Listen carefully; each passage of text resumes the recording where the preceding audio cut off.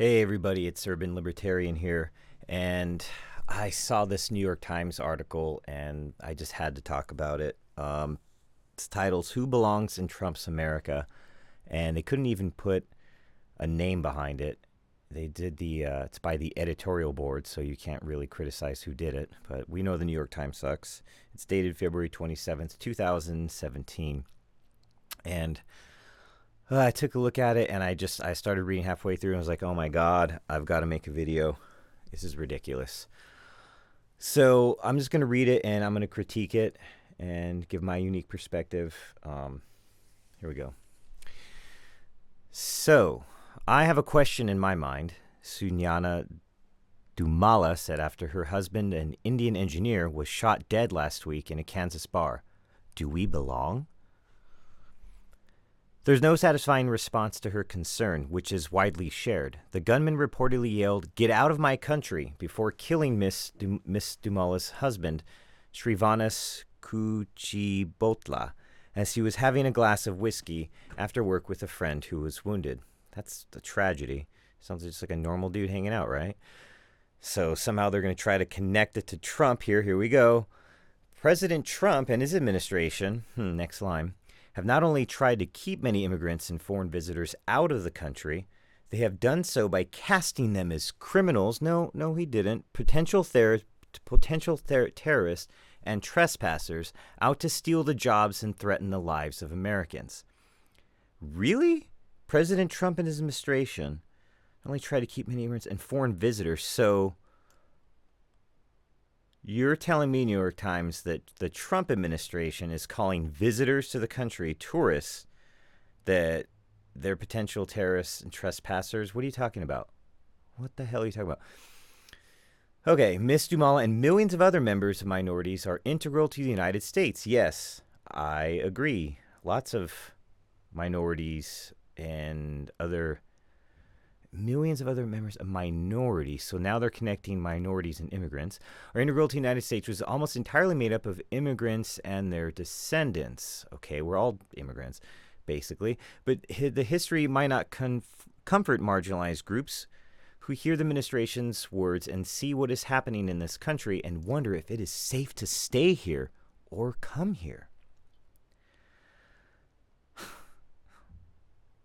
Mr. Trump's enunciations and policies targeting Mexicans, Muslims, and others who have reawakened and energized the demons of bigotry. Oh, really? Hate crimes and other incidents of bias have flared up as documented by many news organizations, right? Yeah, and a lot of those have been self-inflicted. I know there was the story that people drew a backwards swastika. I mean, just the dumbest shit. It's a lot of these incidents. I'm not making excuses for people that are legitimately racist, and that's pretty ridiculous. It's stupid. But a lot of times it's self-inflicted and it's not even real. The people do it to get attention. Look it up.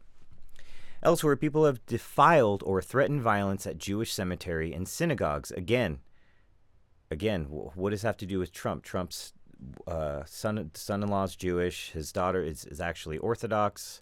Get out of here. Mr. Trump has been shockingly slow to condemn these acts of hate. When asked about anti-Semitic threats on February 15th, he talked about his election victory. The next day, he told a Jewish reporter who asked a similar question to sit down.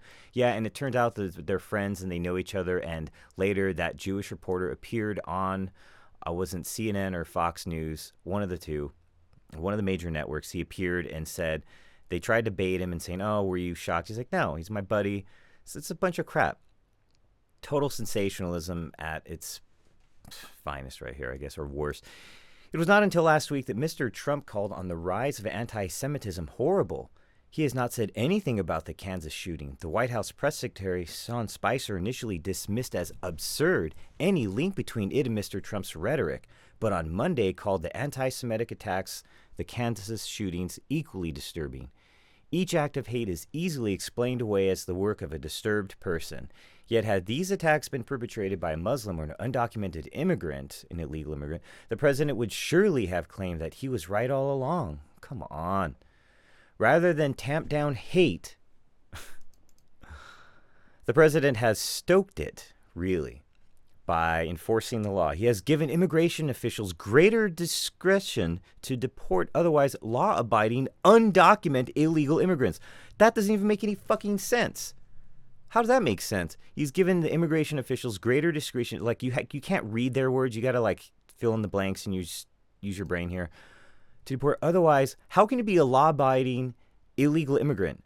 You are breaking the fucking law by being in the country. Give me a break. And to arrest travelers with valid papers.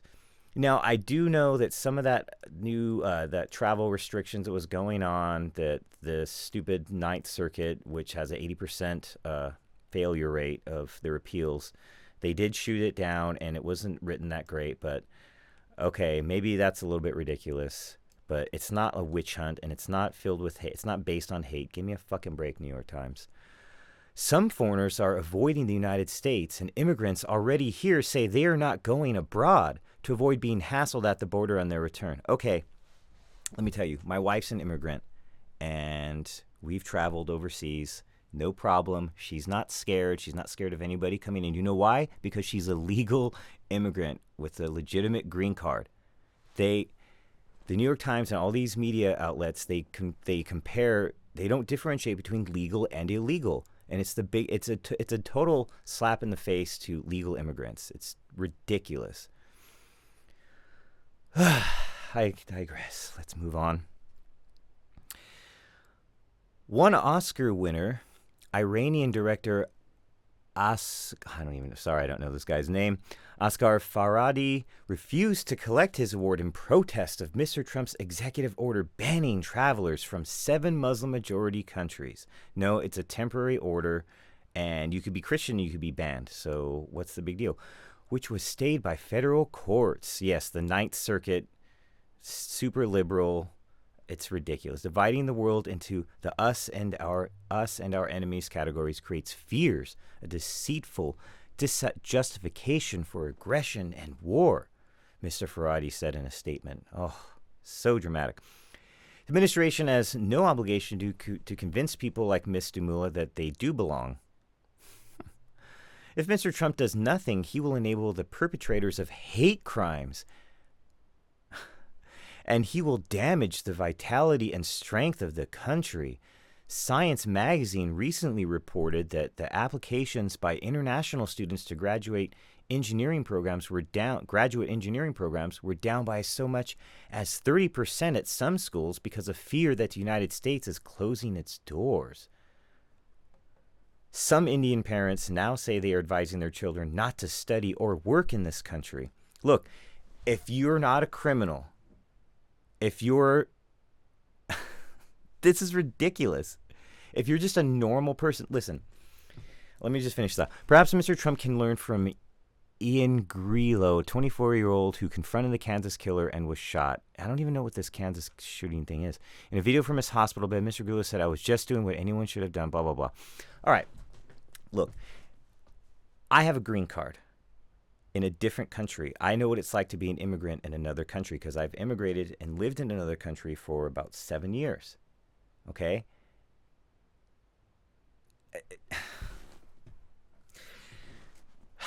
If you're not a criminal, if you're not doing anything wrong, I mean, look, countries have a right to protect their people and their borders. You have to have a process to legally live in a country or to travel to a country. If you traveled abroad, which what is it, 30%, only 30% or something like that? I don't have the statistic. A small percentage of Americans have a passport, okay? So I'm assuming a lot of people haven't even fucking traveled abroad. If you travel, you've got to get visas to certain countries, especially ones that we've had wars with, like Vietnam. I've just one off the top of my head, Laos. You know, you've got, sometimes they check you out. Sometimes you don't get to go in their country. I overstayed my visa by 1 day in Thailand. Sorry, scratch that, 2 days in Thailand. And they were pissed off, and I had to pay a fine. And you know what? Did I complain? Did I cry? No, because I'm a guest in their country. And yeah, I was 2 days over. I screwed up, so I had to pay the penalty. That's the way it works. You don't have a right to just go wherever you want. You can't just immigrate to wherever the fuck you want, and especially without documentation to see if you've got a criminal history, if you're a fugitive on the run, or if you've got some kind of disease that's incurable. I mean, Jesus Christ. All right, I just had to rant. Let me know what you think. I appreciate your comments, even if I disagree with them. That's why we're here.